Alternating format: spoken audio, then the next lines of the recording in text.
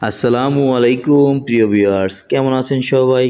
আশা করি সবাই ভালো আছেন। তো চলে আসছি, দেখেন সুন্দর একটা মুহূর্ত, সুন্দর একটা জায়গা।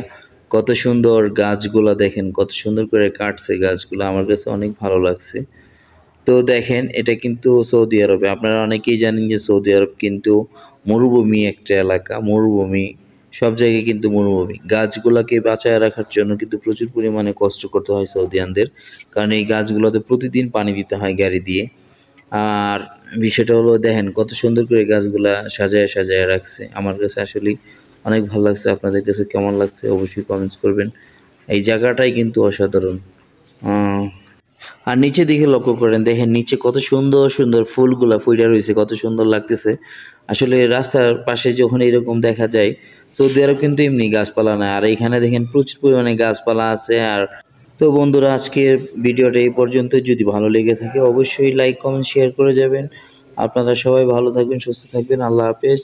তো এখানে শেষ করছি। ধন্যবাদ সকলকে।